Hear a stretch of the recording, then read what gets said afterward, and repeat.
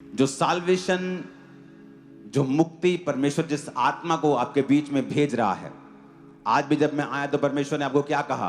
अपनी फैमिली के लिए प्रार्थना करो, अपने नगर के लिए प्रार्थना करो, मोहल्लों के लिए प्रार्थना करो। आप किसी को ब्लेस करते हैं, आप किसी को खाना खिलाते हैं, अच्छी बात है। कहां से शुरू हुआ यह खाना खिलाना? जीसस क्राइस्ट के समय पे शुरू हुआ यह खाना खिलाना, जब 5 रोटियों को 20,000 लोगों को खिला दिया गया, जिनमें 5,000 पुरुष थे और स्त्रियां बच्चे मिला के 20,000 की गिनती थी। लेकिन परमेश्वर ने उनसे कहा, इस नाशवान भोजन के लिए प्रयत्न ना करो। परमेश्वर ने कोई उसको बहुत ज्यादा तवज्जो नहीं दी उस खाने की, उस लंगर को। परमेश्वर ने कहा आत्मा की ओर ध्यान दो। आत्मा तुमसे क्या कहता है? लंगर खाया, ठीक है, शरीर को ताकत मिली, परमेश्वर का गुण गाओ और आत्मा की बातों की ओर ध्यान दो।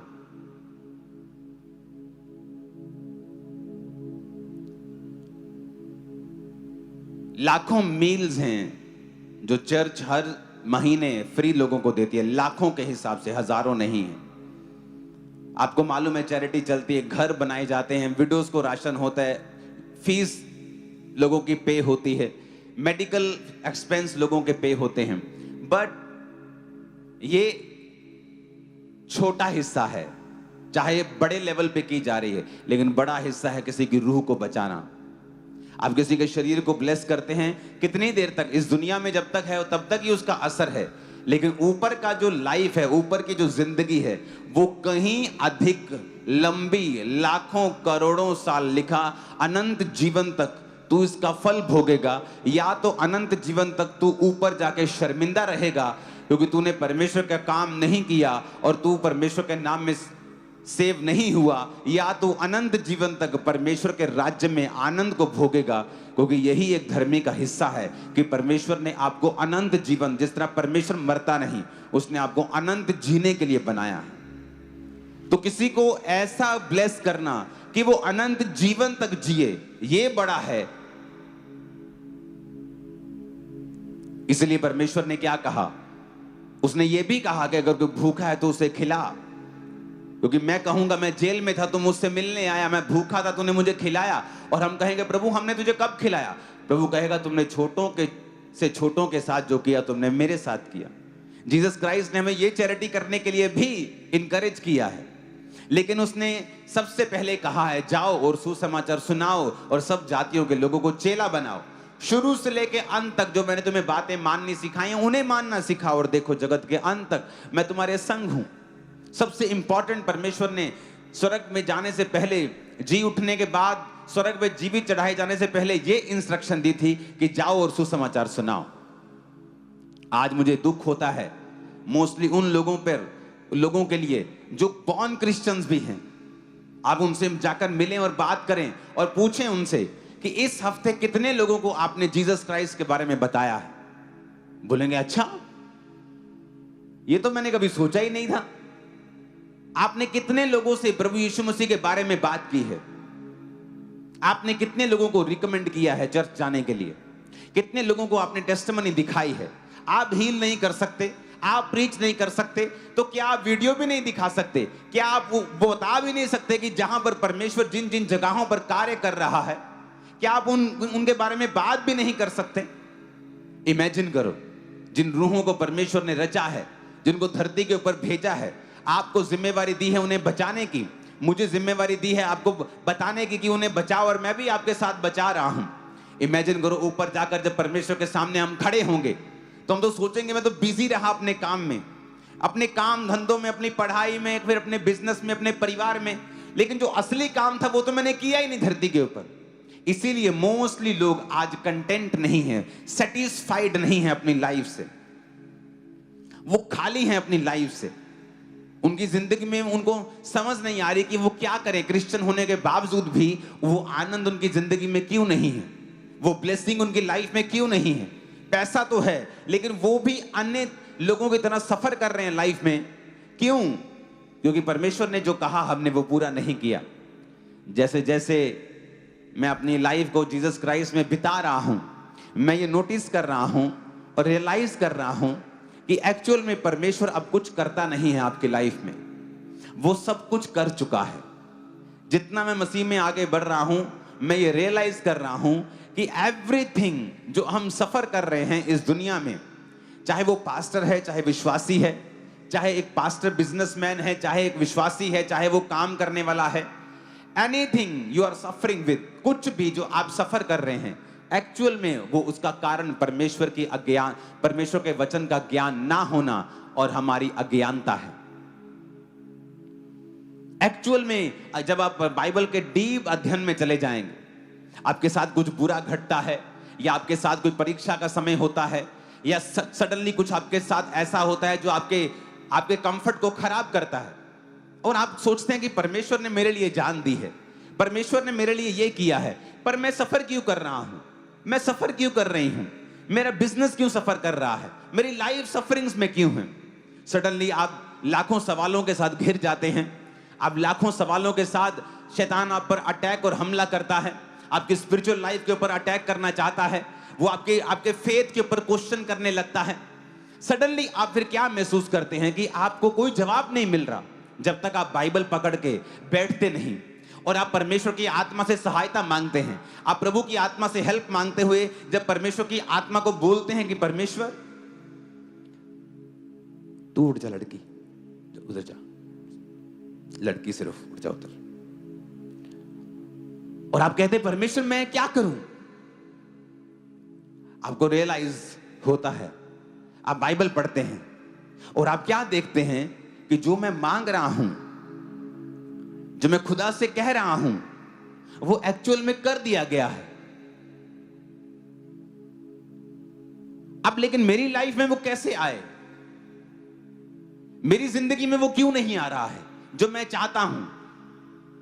अगर परमेश्वर ने वो मूल्य अदा कर दिया है तो पंगा कहां है, कुंडी किथे पंजाबी जी लिखे, काम फसिया किथे। जे परमेश्वर ने कर दिता, जे मैनू चाहिए ते है क्यों नहीं है मेरे को।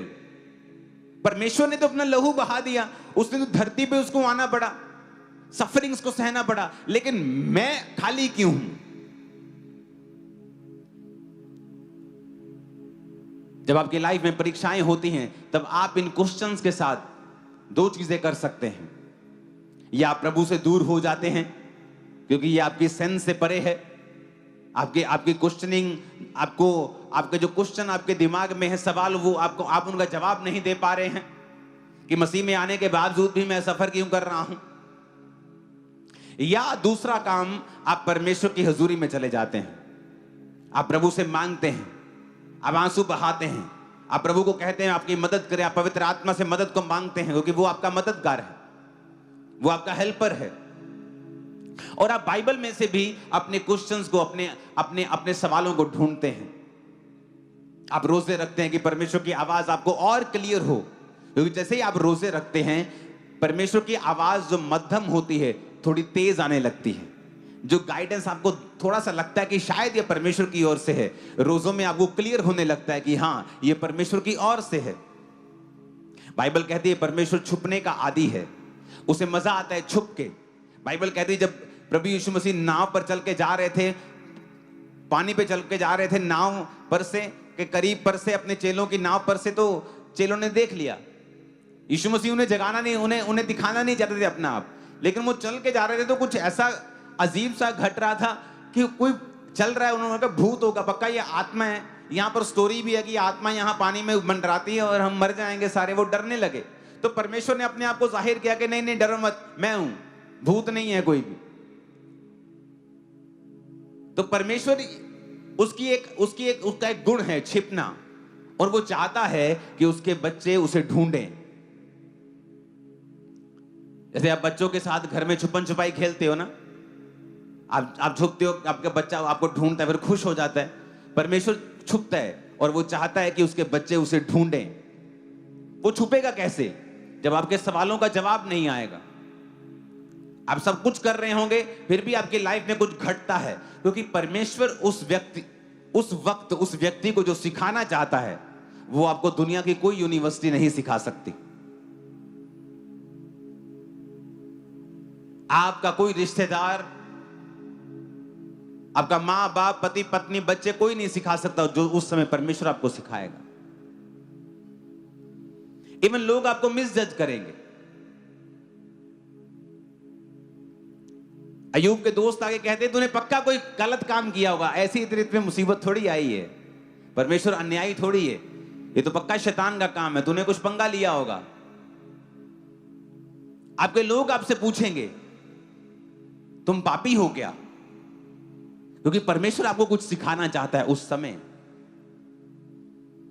और वो परीक्षा तब तक चलेगी जब तक आप अपने आप को परमेश्वर के साथ सेटल करके, उसके साथ कमरे में बैठकर आप रोज परमेश्वर के सामने अपनी कमियों को देखेंगे और आप रियलाइज करेंगे, बाइबल को पढ़ेंगे, कहां चूक हुई आप ये भी चेक करेंगे, कहां मैं आगे बढ़ूं आप ये भी चेक करेंगे, या परमेश्वर मुझे क्या सिखाना चाहता है आप ये भी चेक करेंगे।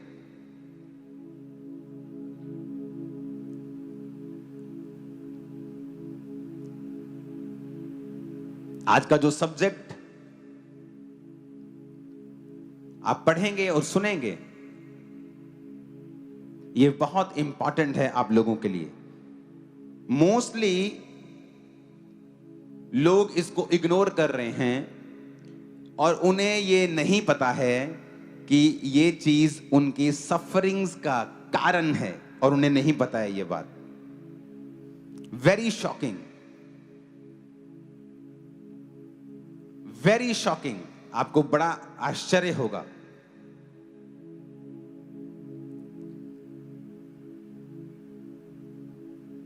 जो चीजें आज मैं आपको सिखाना चाहता हूं परमेश्वर के नाम में, उसे बड़े ध्यान से आपको समझना होगा। अपने पड़ोसी को बोलो, जीसस ने कहा चेले बना। इसका रबड़ भी ऑन करना।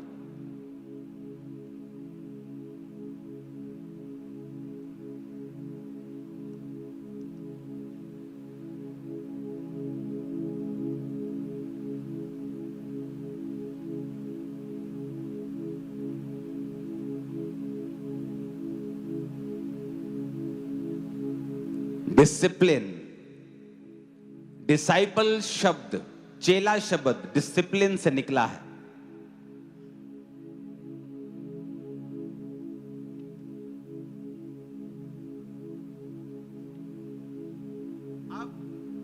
अब आपको ये मैं एक चीज सिखाता हूं। अनुशासन हिंदी में,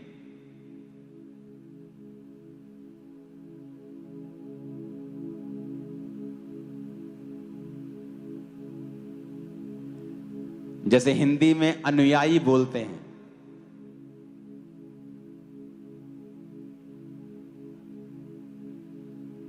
अनुशासन से अनुयायी निकलता है, जिस तरह डिसिप्लिन से डिसाइपल निकलता है।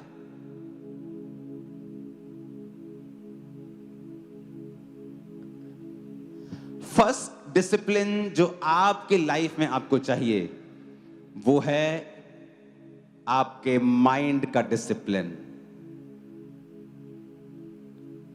क्योंकि आज जो चीज मैं आपको बताऊंगा वो आपको शॉक कर देगी। माइंड का डिसिप्लिन। हो सकता है आपने कभी फिजिकली व्यभिचार ना किया हो, पर आप व्यभिचार के फुल जो प्रॉब्लम्स आती हैं उसके बाद अपनी लाइफ में फेस कर सकते हो अगर आप मन में व्यभिचार करते हो तो भी।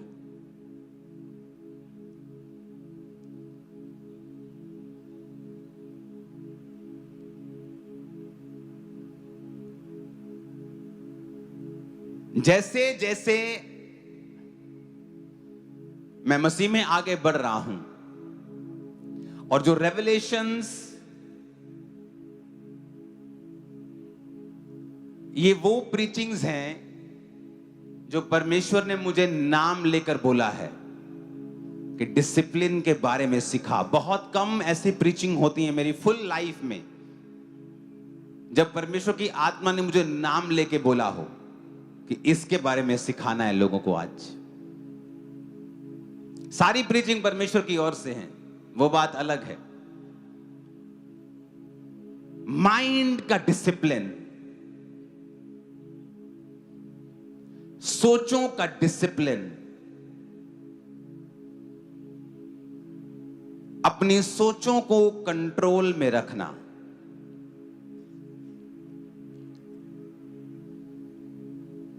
फिलिप्पियों 4 उसकी 8 में लिखा, इसलिए हे भाइयों, जो जो बातें सत्य हैं उसको हटाना मत। ओके, अगर ऐसे ही वापिस आएगा तो हटा दो, फिर कोई बात नहीं। अपने पड़ोसी को बोलो, जो जो बातें सत्य हैं,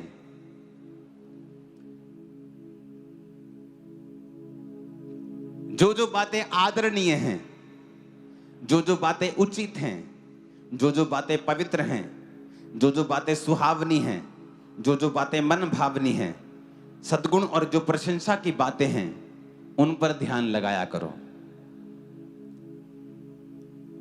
आप बैठे हुए हैं और सडनली आपका मन जो है वो किसी के लिए बुरा सोचने लगता है। आप मन में सोचते हैं ये आदमी बहुत गंदा है, जिस दिन मेरे सामने आया मैं चमाट लगाऊंगा एक। एक्चुअल में शैतान आपको धोखा दे रहा है और वो आपके मन को दूषित कर रहा है और आपके मेंटल डिसिप्लिन को वो खराब कर रहा है। बाइबल बहुत क्लियर बताती है कि जो मन में डिसिप्लिन आपके नहीं है, ये वजह से बहुत से लोग बीमार हैं, बहुत से लोग सफर कर रहे हैं, बहुत से लोगों का पीस, शांति उनकी जिंदगी से उड़ चुका है। फिजिकली जब आप उनको मिलेंगे, nothing is wrong, everything is wrong in their mind, उनकी बुद्धि में सब गलत है। आप मिलेंगे कई बार पास्टर से, उनकी लाइफ में कोई गुनाह नहीं है, कोई पाप नहीं है, लेकिन अपने मन में वो कड़वे हैं, कड़वाहट सोचते हैं बहुत दूसरे पास्टर्स के लिए, जो उनको धोखा देके वो मेंबर्स के लिए वो कड़वे हो चुके हैं, बीमार हैं, इसी वजह से मुश्किल में है, ट्रबल में है, संघर्ष करते हैं, बता नहीं सकते, सफर कर रहे हैं। क्यों? दिमाग का डिसिप्लिन, माइंड का डिसिप्लिन वेरी इंपॉर्टेंट। रोमियो 12 उसकी 2 में लिखा है, इस संसार के सदृश्य ना बनो, परंतु तुम्हारे मन के नए हो जाने से तुम्हारा चाल चलन भी बदलता जाए, जिससे तुम परमेश्वर की भली भांति और सिद्ध इच्छा अनुभव से मालूम करते रहो। कहता तुम्हारा मन जो है वो क्या होता जाए?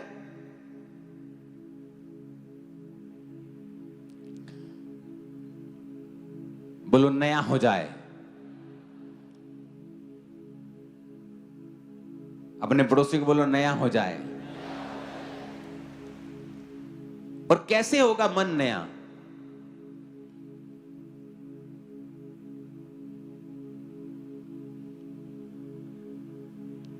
कहता तुम्हारा मन जब नया हो जाएगा ना, तुम्हारा चाल चलन बदल जाएगा।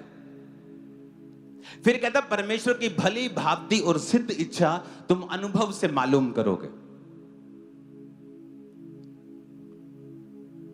दिमाग में पवित्रता ही एक माइटी वेपन है शैतान के खिलाफ। शरीर का व्यभिचार आपको ज्यादा दुख देता है, ज्यादा कॉन्सिक्वेंसेस हैं माइंड के मुकाबले, पर माइंड के व्यभिचार के भी अपने ही दुख हैं, अपनी ही बीमारियां हैं और अपने ही प्रॉब्लम्स हैं।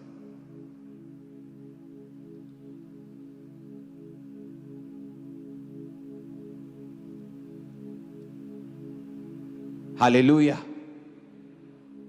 फिर से बोलो डिसिप्लिन। क्योंकि अगर डिसाइपल बनना है, बोलो अपने पड़ोसी को, अगर डिसाइपल बनना है तो डिसिप्लिन में जीना होगा। ऊंची आवाज में कहो आमीन।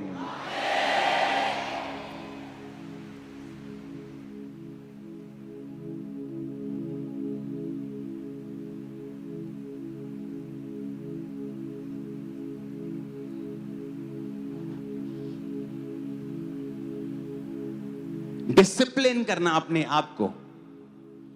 पौलुस ने बाइबल में बताया, कहता अगर तुम मुक्केबाज हो और तुम हवा में मुक्के मारो तो तुम्हारे मुक्के मारने का कोई भी फायदा नहीं होगा।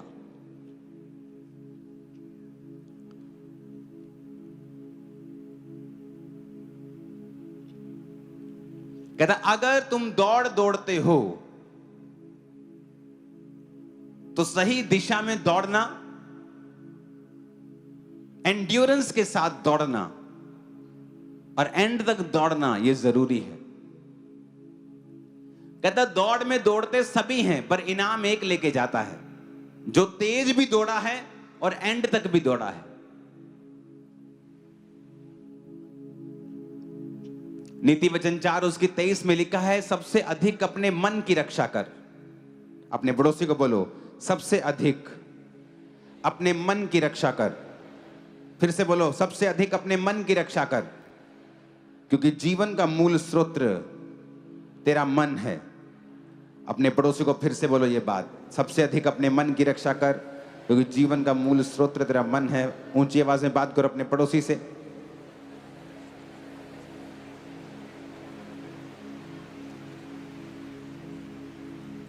हालेलुया। सबसे अधिक किसकी रक्षा करनी है? क्योंकि जो आपके मन में है वही बाहर आता है। वचन में लिखा है, जो तेरे मन में भरा है वही तेरे मुंह के ऊपर आता है।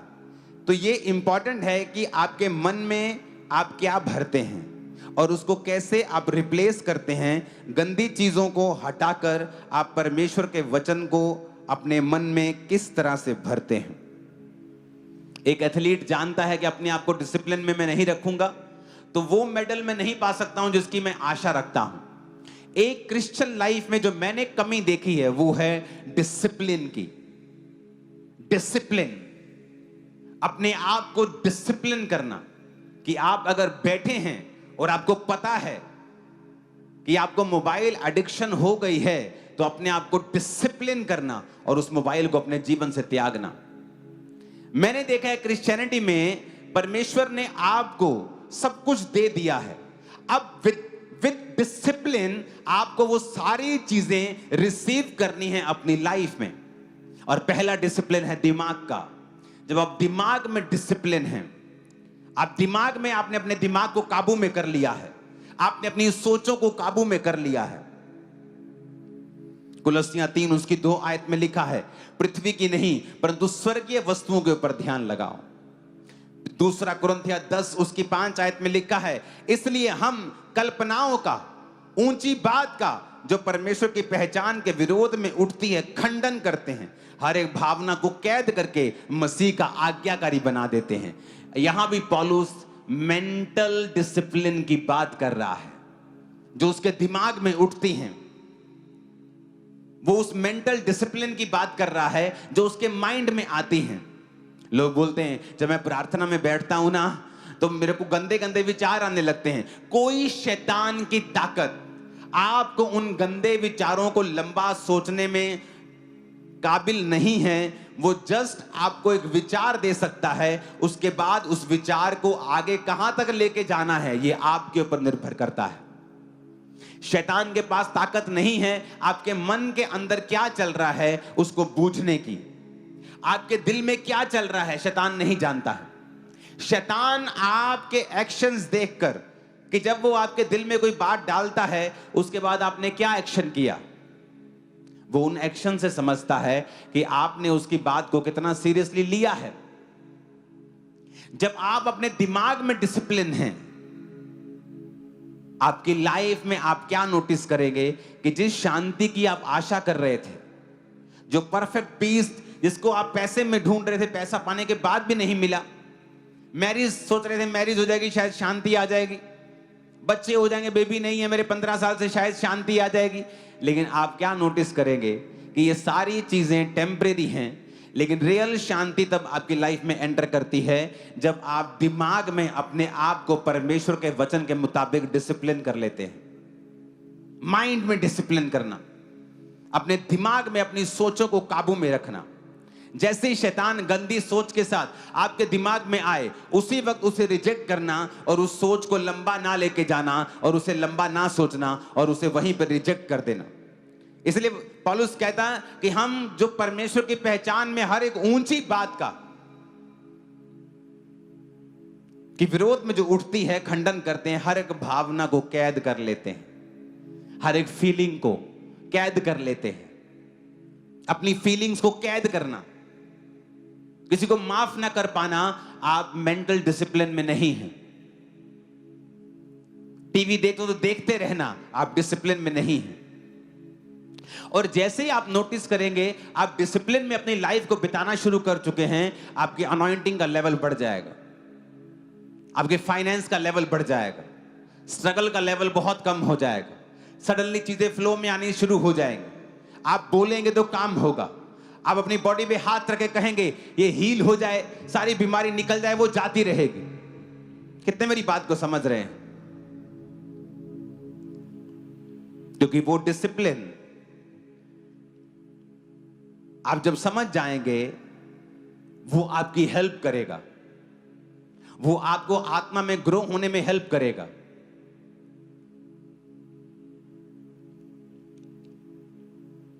आमीन, ऊंची आवाज में बोलो जरा।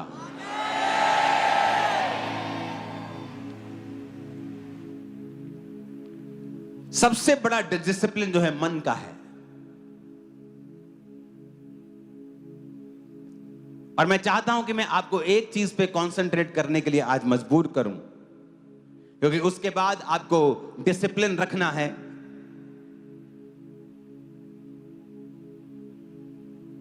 अपनी बॉडी पर,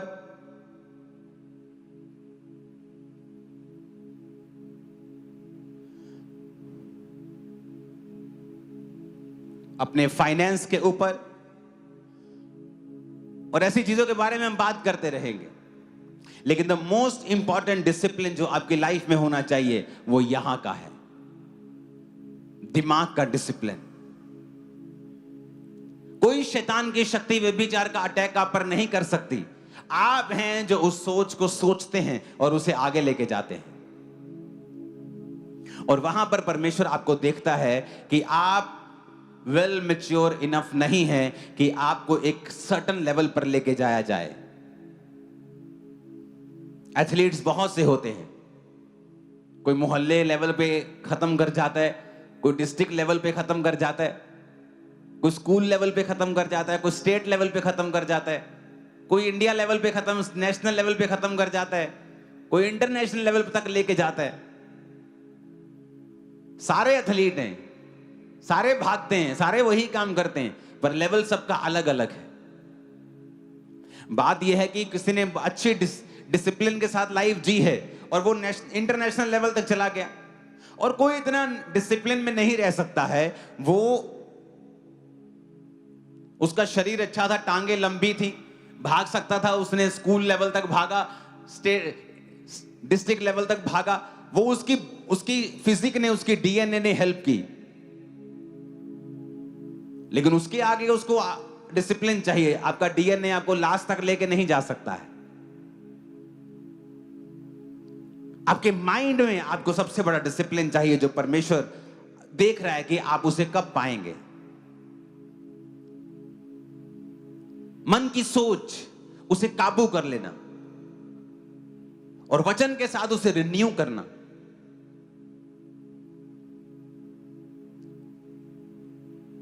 लोग पूछते हैं परमेश्वर क्या चाहता है मेरे जीवन में, मुझे कैसे मालूम परमेश्वर की इच्छा क्या है? बाइबल कहती है, परमेश्वर कहता है संसार के सदृश ना बन। फिर कहता तुम्हारे मन के नहीं होने जाने से तुम्हारा चाल चलन बदलता जाए, जिससे तुम परमेश्वर की भली भांति और सिद्ध इच्छा अनुभव से मालूम करते रहो। यानी जब भी तुम्हारे जीवन में तुम्हें परमेश्वर की इच्छा मालूम होनी होगी, उससे पहले एक काम होगा कि तुम्हारा मन जो है वो रिन्यू होना शुरू होगा। तुम्हारा मन जो है वो नया होना शुरू हो जाएगा। मैंने ऐसे लोग देखे हैं, जब मैं एक यूथ ग्रुप में था तो बहुत से लड़के लड़कियां रोजे रखते थे, 40 फास्टिंग। अगर मैंने मान लो 5 बार रखे तो उन्होंने कम से कम 1-2 बार उन्होंने भी रखे, और 2 बार बहुत होता है एक साल में 40 रोजे रखना। पास्टर्स भी नहीं रखते तो इस साल में 2 बार। लेकिन उन लड़के लड़कियों में एक प्रॉब्लम थी, कुछ तो फिजिकल व्यभिचारी थे, लेकिन कुछ सिर्फ मेंटल व्यभिचारी थे, सिर्फ दिमाग में गलत सोचते। और ये बात वो अपने पास्टर से शेयर भी करते थे कि हमारे दिमाग में गलत सोचें आती और लगातार आती रहती। और जब मैं मसीह में ग्रो हुआ तो मैंने क्या समझा कि ये सारी सोचों को तुम खत्म कर सकते हो 1 सेकंड में। अपना ध्यान इनमें ना लगाओ, क्योंकि तुम अपना ध्यान दे रहे हो, इसलिए शैतान आ रहा है।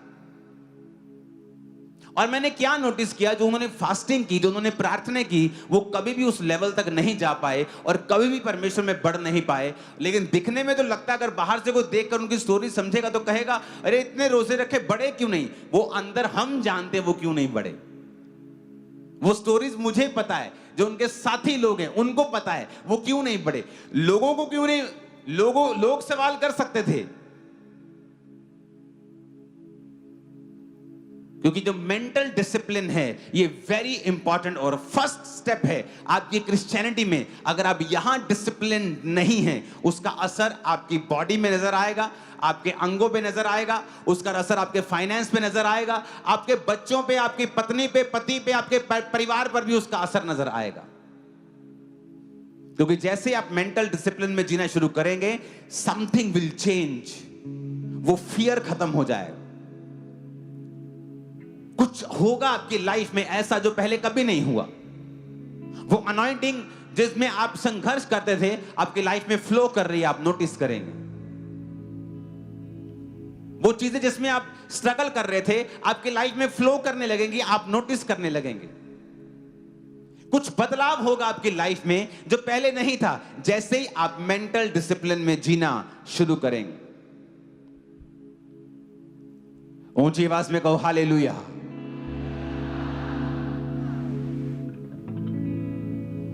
क्योंकि जरूरी नहीं है, यीशु मसीह ने कहा कि तुम व्यभिचार करो तो व्यभिचारी। यीशु मसीह ने कहा अगर तू किसी स्त्री पर दृष्टि करे, कुदृष्टि करे, तो तूने पाप कर लिया। वो परमेश्वर मेंटल डिसिप्लिन की बात कर रहे थे, वो कुछ मेंटली आपको समझाना चाहते थे कि उसका भी एक अपना असर है जो आप दिमाग में करते हैं। कई बार आपकी लाइफ में जो प्रॉब्लम है,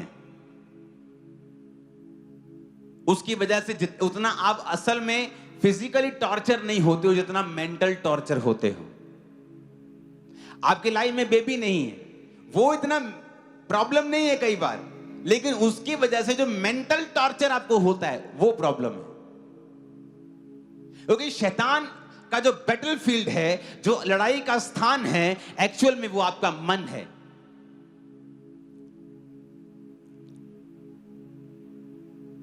वो मोहल्ले के जो बच्चे लड़ पड़े बोलते ना, आज ही उठे टाइम पाला, उठे आज ही उठे, लड़ाई का स्थान, एक लड़ाई का स्थान कर लेते हैं, वहां मिलेंगे हम। तो शैतान जो लड़ाई का स्थान है उसका, वो आपका दिमाग है। शैतान का जो बैटलफील्ड है वो आपका दिमाग है। इसलिए जीसस ने कहा सबसे अधिक इसी की रक्षा कर, क्योंकि जीने का मूल स्रोत तेरा दिमाग, तेरा मन ही है। क्योंकि वही शैतान तेरे साथ फाइट करेगा। और वहां तुझे समझना है कि वो चीजें असली हैं जो तेरे दिमाग में चल रही हैं। सबसे अधिक कहता उस अपने मन की रक्षा कर, क्योंकि जीने का जो मूल स्रोत है वो तेरा मन ही है। हालेलुया। आप फिर क्या नोटिस करेंगे जब आप अपने अपने अपने अपने विचारों को काबू में कर लिया है।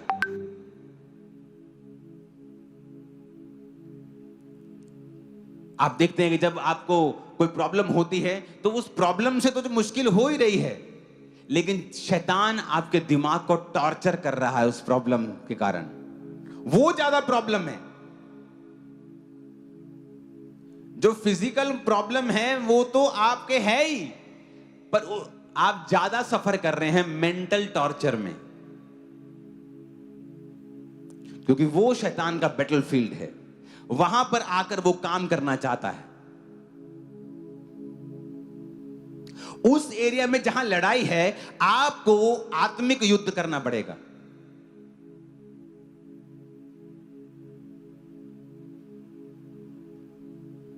पुराने वो पिक्चर्स मूवीज में होता था ना कि सेना बैठी और 4-5 लड़कियां भेजी डिस्ट्रैक्ट करने के लिए, और वो सेना उधर बिजी होगी और जिसने आगे जाना था वो चला गया। तो शैतान को पता है कि ये माइंड जो बैटलफील्ड है, इस पर मैंने किस तरह से काम करना है कि ये जो कर ना चाहता है, जो कर सकता है, वहां कहीं ना जा सके। अपने हाथों को उठा के कहो, परमेश्वर